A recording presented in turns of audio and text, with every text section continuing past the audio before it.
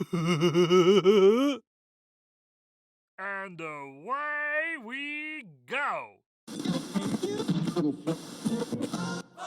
4, 3, 2, 1. And now, the moment you've all been waiting for, the one, the only, the Bradley Hall. Oh my gosh. Thank you. Yes. Thank you. Thank you so much. Thank you so much. I want to welcome you to today's edition of the Bradley Hall Show. And I am your host, the Bradley Hall.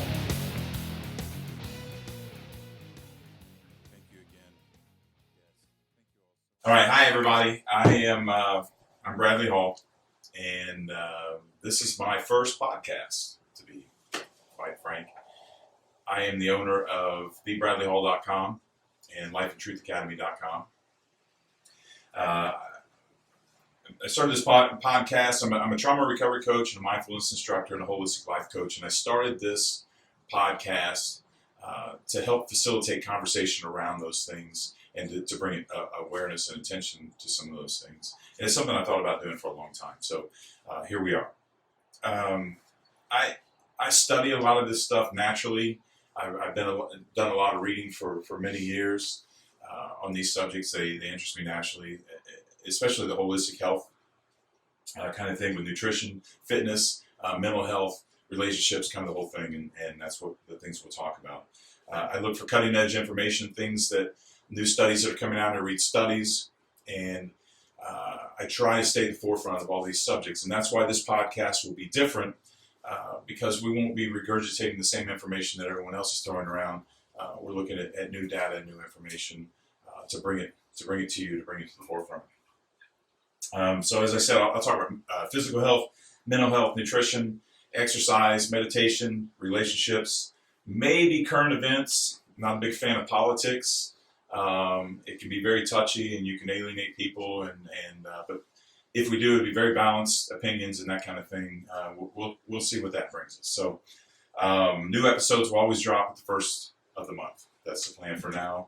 If we catch stuff fancy and it gets popular, we may increase the frequency there. We'll see. So, today is really special to me for being the first episode. I have it's not only our first podcast, but it's really cool. It's not only a first podcast, and it's not only a topic that's very special to me, especially recently, but both of my guests today are very, very important people to me. First, here on my right is my nephew, Jeff. We're very close. He grew up with both my sons, basically like a son to me. You guys were like brothers. You certainly acted like it when you were teenagers, and I would get calls to come get you too. And shortly after we moved to Florida, Jeff moved down, decided he wanted to move down with us. He just lives, a mile away? Yeah, about that. Yeah. So I'm glad you're here, Jeff. Thanks for having me. This handsome guy here on my left is a very old friend of mine. I shouldn't use the word old, should I? I am old. That's right. You are 50, right? It's fair. Will be this year. Okay. Yep.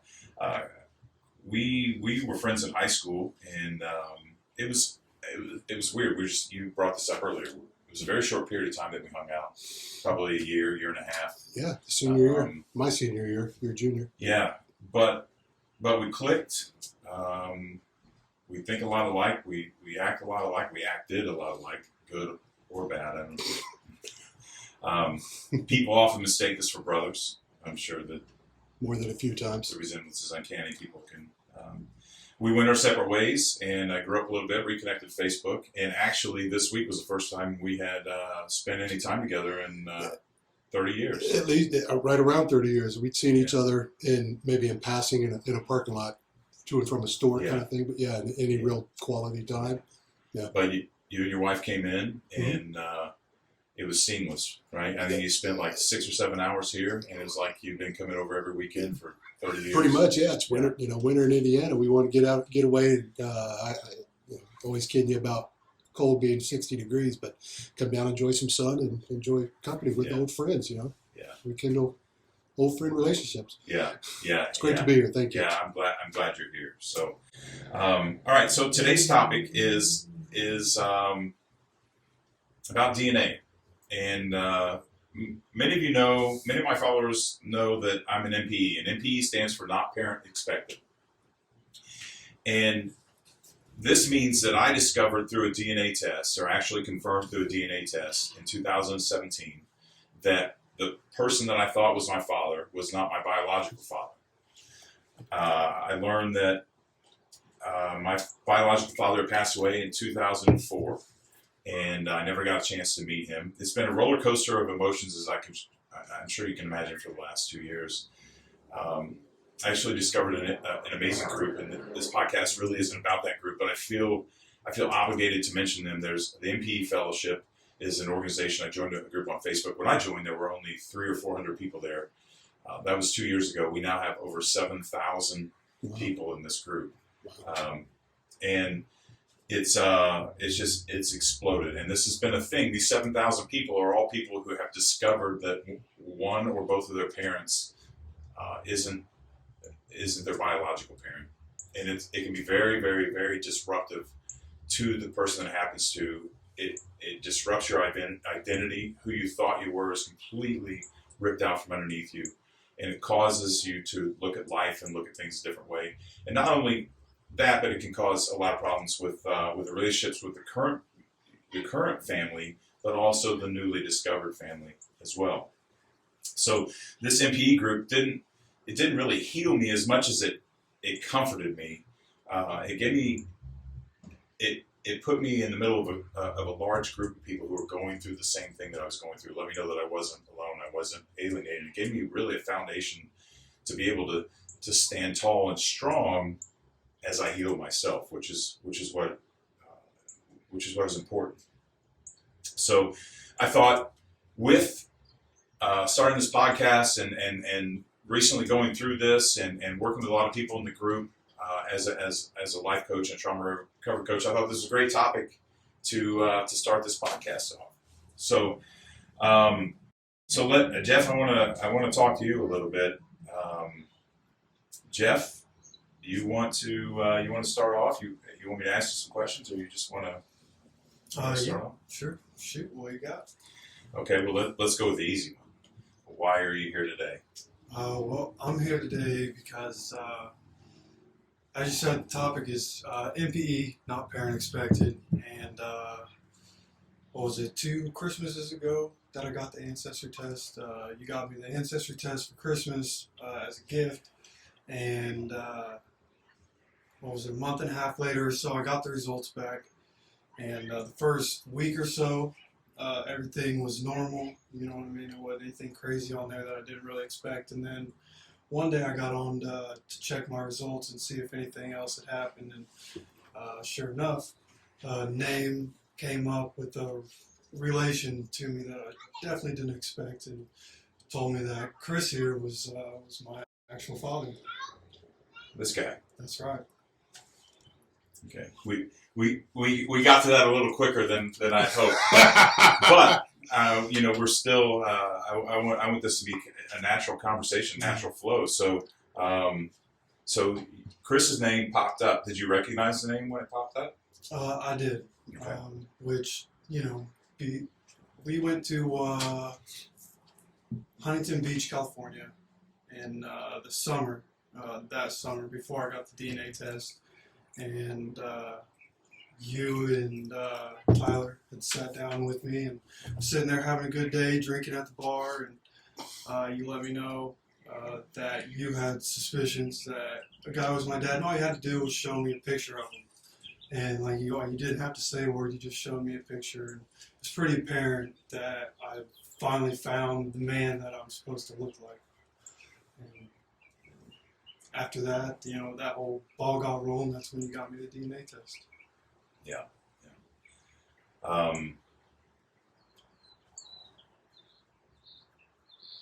Yeah, we had a pretty good conversation. It was. I wasn't sure we'd talk about that today, to be honest. That was a hard decision for me to make, and we've talked a lot about that. And Chris and we talked about that the other day. That as you were growing up, I wasn't sure when the right time to tell you was that I had those suspicions. Not only for your own development as a teenager and a young man, and some of the things you were going through, but your relationship with the person that you've had always known as your dad. There's a lot of guilt and responsibility here to the concern to make sure that we didn't disrupt that. But in the end, especially with what I'd gone through, I felt you needed to know. I honestly believe that that knowing the truth is better than anything. And I say all the time, as long as I know what I'm dealing with, I can deal with anything. It's true. But being misled and deceived, no matter what the circumstances, doesn't sit well with me. I guess I projected that a little bit onto you as well. But that's ultimately the reason that we made that decision. I'm glad that I did. Though, we got you the DNA kit because it's something we're doing here with the DNA, and we laugh about our ancestry, we talk a lot about our ancestry and our genealogies. We have a conversation a lot about our mom's side of the family, which we've discovered that, this is a way side topic, but it's really cool. We have discovered that we are descended from the Plantagenets, from the monarchy from England with King John and Richard the Lionheart. And so my mom's lineage comes down through that, which has been a really cool discovery through all this, with knights going all the way up to John the Gaunt, which is, if you're a history buff. So that's been really cool for us. So have you tracked yours back? Have you gotten any more on the ancestry and looked beyond how they break you down percentage-wise? Because I've not done what he's done. What is it? Not William the Bruce. They're Bjorn the... Bjorn the Fearless. That's the other thing. I'm like 75% Viking or something. So I kind of know my lineage in terms of the percentages, from here and there. And quite frankly, sitting here right now, I don't recall the percentages. It's mostly, I think, Northwestern European is the bulk of it.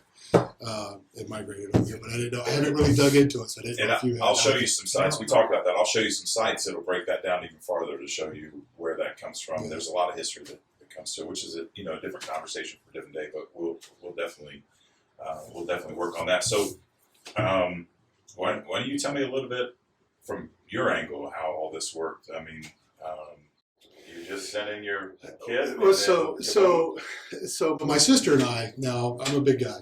I'm 6'6", 280. We'll say. Tall, blonde hair, blue eyed. My sister is 5'2", dark hair, dark eyes. Mom was blonde hair, blue eyes. Dad was, and she was small, petite, and Dad was big with dark hair. So we don't exactly look like brother and sister, right? Because she has Dad's characteristics, but Mom's size, and I have Mom's characteristics, hair and eyes, but Dad's size. So we'd always kind of kidded each other. Oh, you're the milkman's kid. You're the milkman's kid. So my sister got us the ancestry kit for Christmas, because and more for anything. I have a big family, but in the end, I have a small family. It's my sister and my dad and my nieces. So I don't. I kind of lost contact with family from Alabama. I'm originally from Alabama, but I don't know my lineage much beyond that. So more kind of a joke between she and I, with you look like the milkman's kid. That I did it again. We just we that's the reason I did it, and then so I did the test, sent it in, and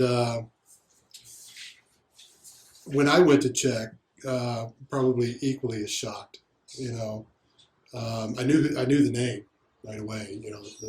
Your last name, I knew that name right away. We're from a small town. Yeah, absolutely. Knew that right away,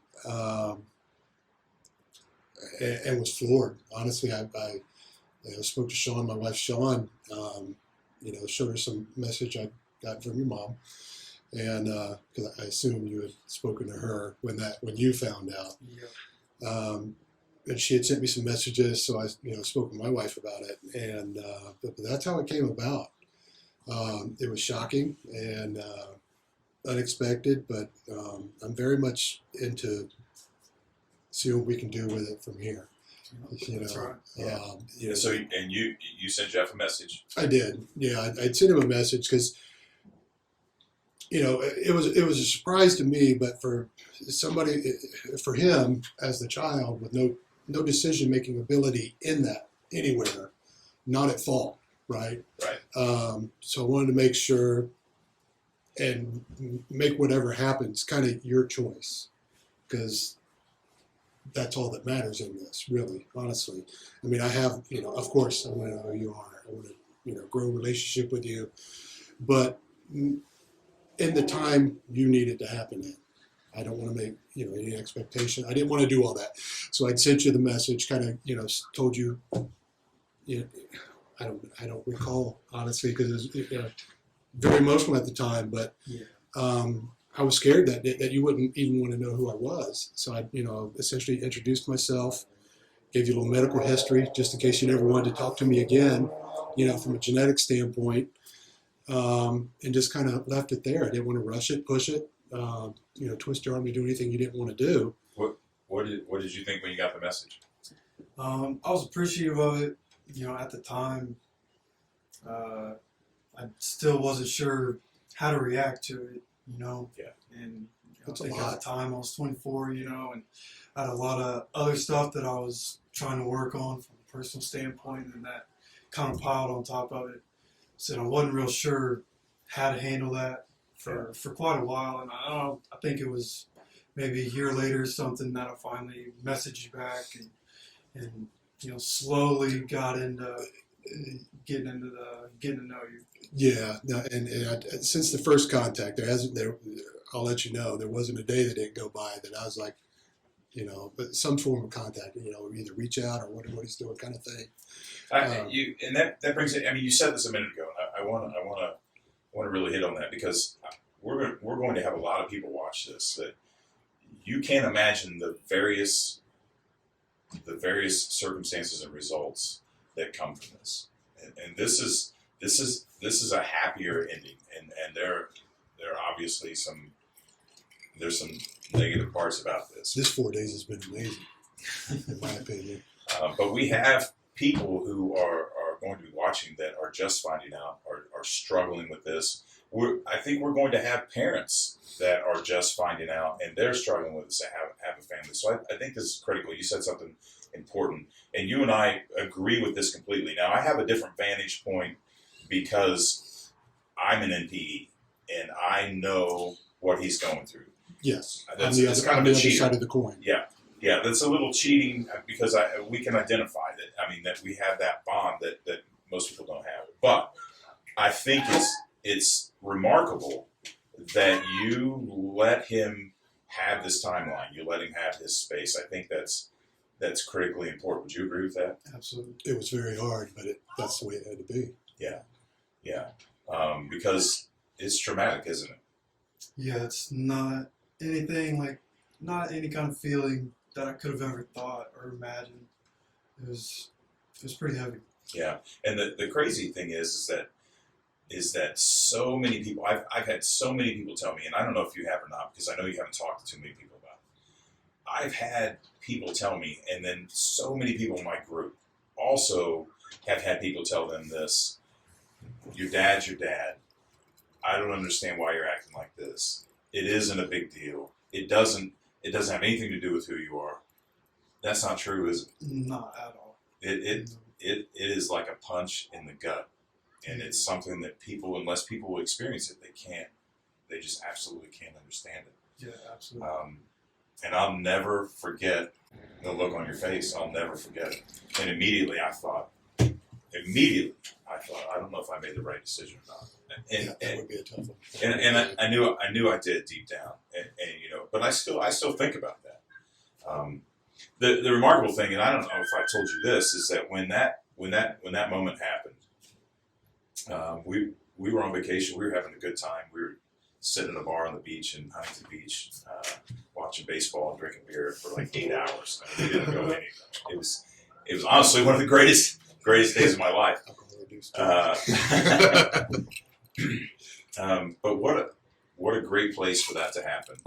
Yeah. And I told you, and it was really emotional for about 2 minutes. And then he snapped right out of it.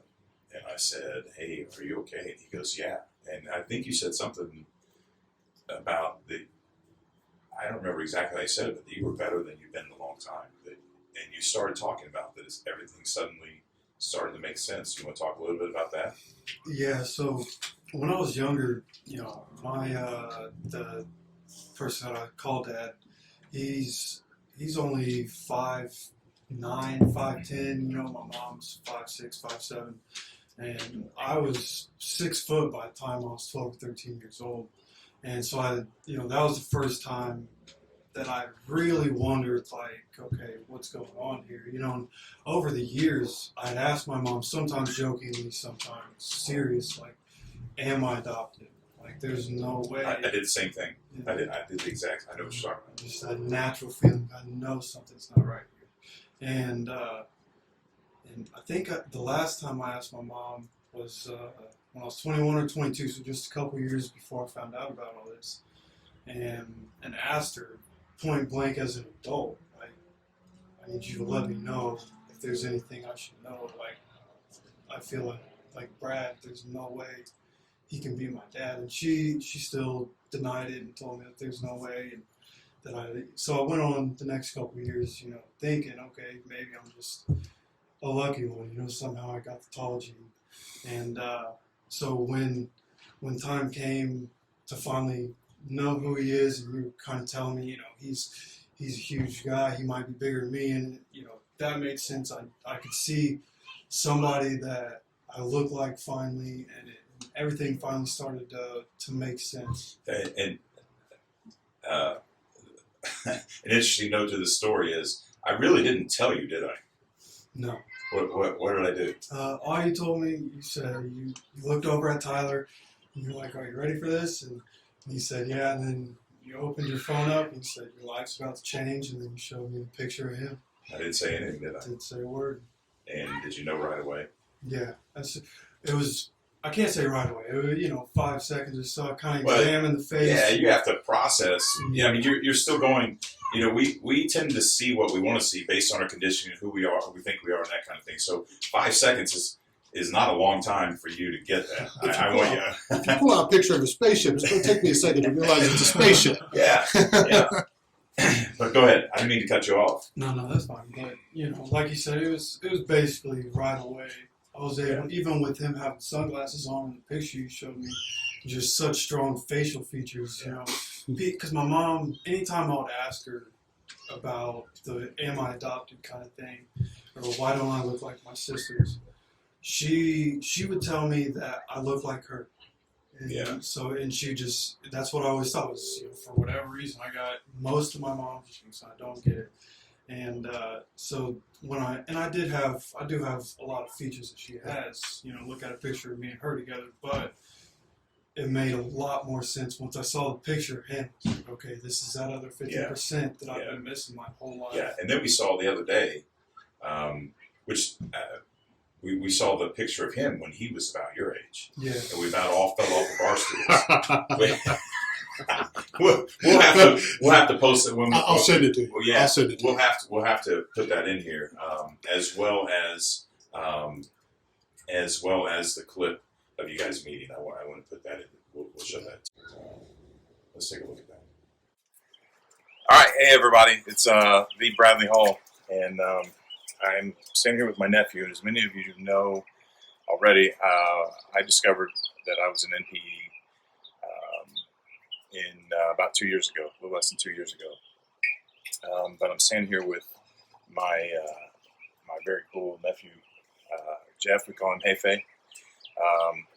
But Jeff discovered that he's also an NPE, and we're just minutes away from him meeting his father for the first time. And so we just kind of wanted to document this and share share with all of you who have experienced something similar, or maybe experiencing something similar, coming up. So, Jeff, how do you feel about this right now? Are you nervous? Are you excited? A little bit of both?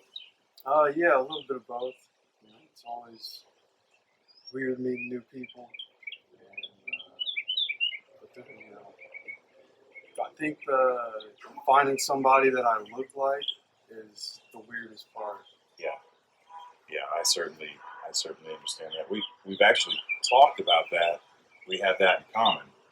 That I grew up my whole life not feeling like I looked like anyone in my family, and you said you felt the same way. Yeah. And then I discovered my biological family, and all of a sudden there were all these people that looked like me, and it was really cool though. I mean, it was strange, but it was really cool to all of a sudden realize that there were people that looked like me, and it kind of all made sense. Would you agree with that? Yeah, of course. Yeah. And we're getting ready to see you. You look a lot like your biological father, don't you? Yeah, of course. Yeah. That's really cool. So, do you have any expectations about today, or any certain way you want this to work out, or are you just kind of going with the flow? Just kind of going with the flow.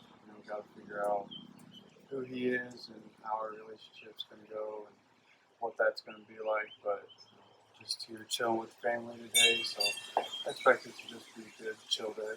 Yeah, I think it will be too, and I think that's important to not have expectations. I think when we have expectations and things don't work out the way we want them to work out, we end up, or the way we think they should work out, then we end up hurt and disappointed, and there's a lot of pain, and that's really unnecessary because it never works out the way we think it's going to work out. Right? I mean, even doesn't matter how many times you envision it; it's always different to some degree. So, okay, cool. Well, I appreciate you, doing this, and we're just a few minutes away from your biological father showing up, and we'll see what happens then. So, Yep. All right, Yeah, cool. I'll be experienced. Yeah, for sure. All right, we'll talk to you in a minute.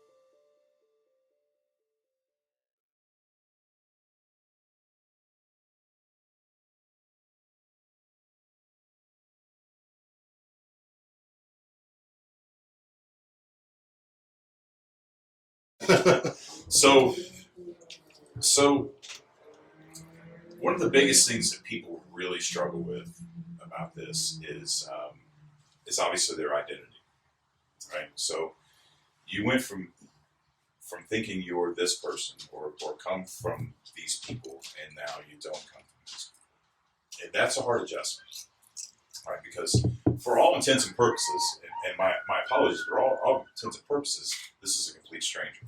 Yeah. Yeah. We've known each other 4 days. Yeah, exactly. 4 days. And so I don't think people understand how hard this is. Would you, if you had the choice right now to take the red pill or the blue pill, Change it all or keep it as is? yeah, to go go back and never have found out and lived your life the way it was, or to know the truth and move forward, what would you choose? Definitely to know the truth. Truth for I would, sure. I would have to. I'd Truth have for to. sure. I'd have to agree with that Yeah. completely. Because even the timing of it was, I've thought about that a lot. Like, if I was in your shoes, would I have done it? Do I want to know still? And what I've thought of is if I would have known, like, if somebody would have told me when I was a sophomore, junior in high school, with this many different things as I was battling as a teenager and the way home life was and everything like that, that could have pushed me in a completely different direction than where I am now. Whereas I find out when I'm 23, 24 years old, whatever it was, I have, I've had some more experience in life. I've gone through a few more things. I'm more emotionally stable. So it was really the perfect time to do it. Didn't need to keep wondering about it. And so, but I was able to handle it in a better way than I would have if I was a kid. I appreciate you saying that. We talked about that a few minutes ago before we started recording. I've seen a great evolution in you since you've been here, and that was the exact moment that I knew that it was time to tell you for that reason right there. And there's a question about telling a minor. There's a huge question about telling a minor. Is 13 the right age? Is 15 the right age? There's even a debate about 18. Now, 18, you are legally an adult. Is that the right age? But in your case, I don't think it was. There were a lot of things you were going through from the age of 15 to that 22 mark, and we talked about that a little bit. And that I felt like that you had finally stabilized your life, and you were kind of stand up on your own, and that you had that foundation to take a punch. And I think that's critical. It's absolutely critical. But what I didn't want to do was wait until you were 46 years old, because I feel cheated. I feel absolutely. I'm grateful to be a part of this. I want to thank both of you for letting me be a part of this. It's mutual. Likewise, for I hosting appreciate us. that. I think it only made sense. I mean, we've known each other for a long time, and this is neutral ground. Either of you could leave at either time if things weren't going the way you wanted. You know that I would protect you under any circumstances. He knows that I would protect you because he knows me. He knows I would protect you under and I would expect you to. Absolutely. So, but beyond that, from a selfish standpoint, I didn't get to meet my father. Yeah. And we talked about that too. And I told you that I told you that you could do what you want. You had any choice, and you knew that I supported you in everything. But I did tell you, your biological father is still alive and mine isn't. And I wanted you to think about that. Not because I wanted to persuade you to do it, but because it's critical. You had the opportunity to meet him, and then you get to decide whether you want to continue a relationship, whether you don't want a relationship. But as an adult, you get the opportunity to decide with all the information. I think having all the information is what's critically important about that. Yeah, absolutely. So I'm just grateful that the circumstances are the way they are, that we could do it this way this week, the way that we've done it. Yeah, so I've had time to process it since the year, right, and looking back on things, and I wish you and I had got to know each other before, but we're where we are now, right? And I'm just thankful for you for hosting us this week at your home these few times and getting together. But most importantly, from my seat, it was always kind of where this kind of went. It was where you were with it, right? Because I was never going to twist your arm about any of that. So I'm incredibly grateful, thankful, blessed that it's been open and receptive, and we've been able to connect, and obviously look forward to continuing a relationship. But this has been way beyond my expectation. Yeah. Of where I thought this was go. It didn't help that it was warm and sunny all week either. Man, it's been nice. I'm here to tell you, flip flops in February is awesome. Flip flops in February. Yeah, but no, just that 'cause like you, I didn't really mature emotionally until into my 20s. You know, when I think I told you earlier when I met Sean, and you know, I was just a late bloomer in that regard. So perhaps it worked out that this way for a reason. You know, because I wouldn't have been able to process that. I don't think at that age. You know, in my late teenage years, very early 20s, it was a very hard time for me. You know. Just my person, I was just a mess. So it would have not have been a time to try to process that, because I probably would have made terrible decisions with it. You know, there's a lot of people that, and I'm not sure that I don't subscribe to this, that everything happens for a reason. So it's been good. Whatever the reason, man, I'm again incredibly thankful for this opportunity.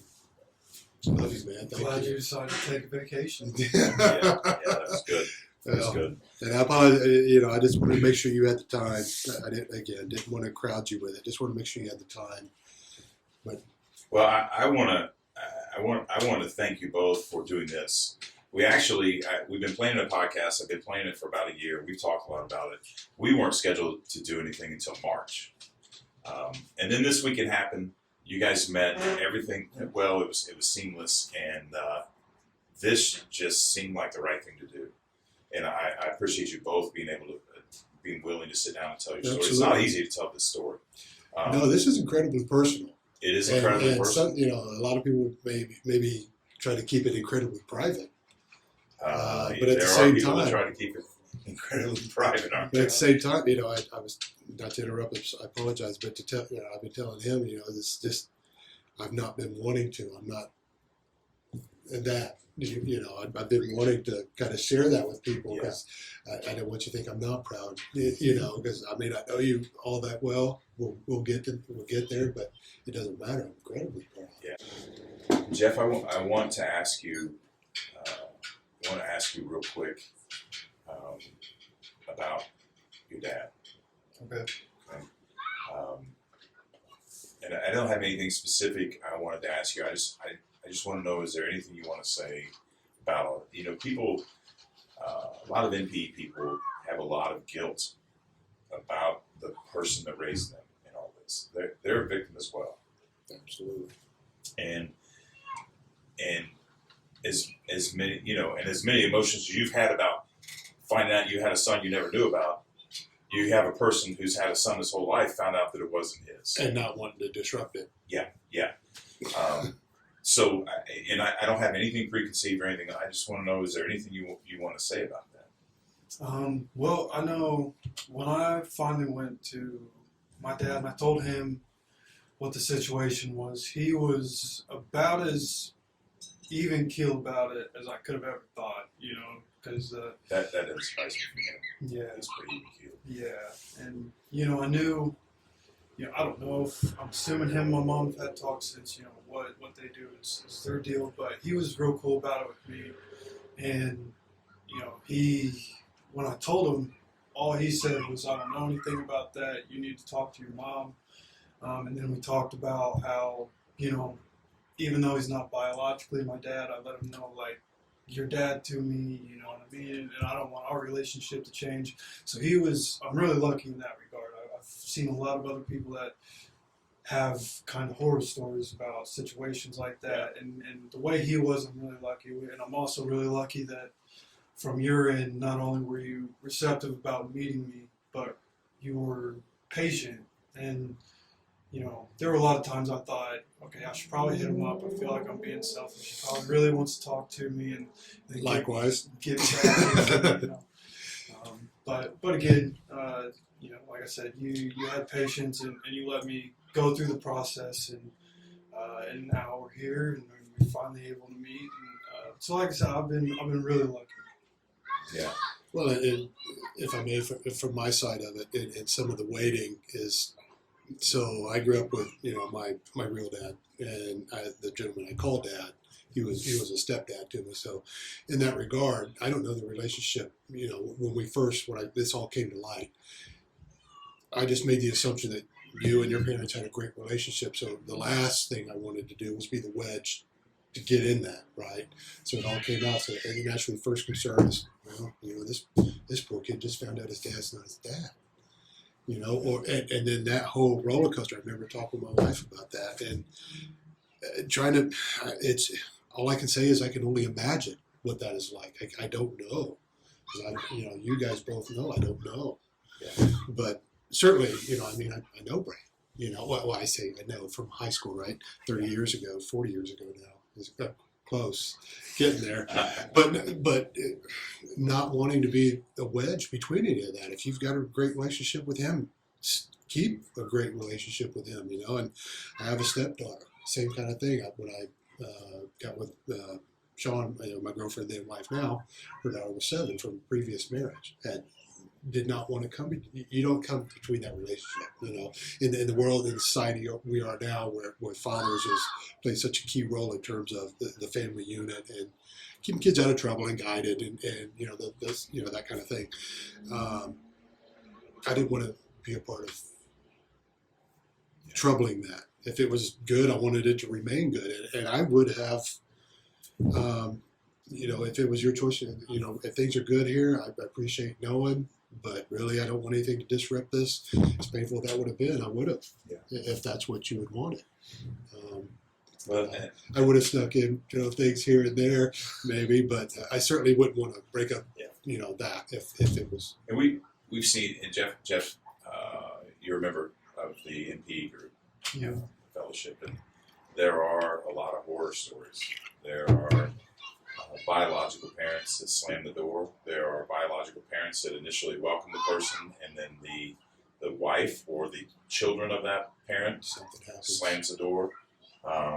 There are parents, and so the terms used are, there's BF, which is biological father, and then there's BCF, which is birth certificate father, and that's how we discern between the two, so we're not confusing the conversation, because using things like father and dad and that kind of thing becomes very confusing. There are a lot of circumstances where the birth certificate father actually becomes angry that the child wants to find the biological father, and that ruins that relationship. So the fact that that you have both men willing to negotiate these waters is an incredible blessing for you. I have the same thing to an extent. Obviously, my biological father passed away in 2004. I'll never get to meet him, though I've met his brother, who, when I got out of the car, said, "Oh my gosh, you look just like my brother," and looked like he'd seen a ghost, which was incredible, because I, like you, I grew up my whole life not looking like anyone except my mother. And then suddenly now I found all these people on Facebook. I look like all of them. I have this huge, massive tribe up in Ohio. I didn't even know it existed, and they all look like relatives. But my dad, my birth certificate father, has been extremely. Your grandfather. Yeah. He's been extremely supportive through this whole thing, and we had a conversation. Initially, many years ago, we had a conversation and we discussed the possibility of this. It was confirmed, and he has supported me finding my biological family. I think it's taken its toll on him emotionally, and I certainly understand that. That's a hard hit to take. We mentioned that earlier, which makes me even respect him more that he is so supportive, because I think it has taken its toll, and people handle that differently. Sometimes people lash out, they get angry, but I personally believe that this has actually brought us closer, to be quite honest, with our bond. But if my biological father were still alive, I would pursue that relationship as well. And I'm sure he knows that, because he encouraged me to try to find him. He encouraged me to go meet my uncle. He would have no problem with that. And I think when people begin, and this may kick the hornet's nest here, but when people begin to, when people love each other, love someone for the right reasons, they allow them to do what they need to do to grow and be happy. When people love each other for selfish reasons because they're getting a payback, which is easy to do, we all do it, but then they want to control the situation. And so I'm thankful that my birth certificate father saw the need, in that he saw that I needed to go out and figure this out. your birth certificate father's done the same, and your biological father's done the same. And I think that's incredible. So, any last things you got? Anything else you want to say before we wrap this up? No, again, just Wow. it's been an incredible week. Week. So I've been here since Tuesday. It's now Friday. It's our last night here, so we go home at Indiana tomorrow. But I think it's going to be the first of I don't know how many trips, but definitely want to continue to grow this. And thankful for you and Michelle for letting us come over here. Because we came down here with you, it's not a vacation. My intent was, to come here, and if I just got the one opportunity to speak with you, then that would have been what it is. I put that on the table. At least I would have gotten that. I'm again incredibly thankful that it's turned out as well as it has. At least I feel like it's turned out really well, and we're going in a really good, positive direction. Yeah, absolutely. I've only known you 4 days, but I love you, man.